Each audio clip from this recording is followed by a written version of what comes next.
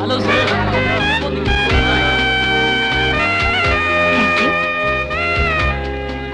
மந்திரி வணக்கம்மா. கொண்டாயா மாலே. Thank you so much. அம்மா, இப்ப நான் மந்திரியா வரல, உங்க ரசிகனா வந்திருக்கேன். நீங்க நடிச்ச படம்னா ஒண்ணு கூட விடுறதில்ல. உங்க டான்ஸ்னா எனக்கு ரொம்ப உசுரு. Thank you.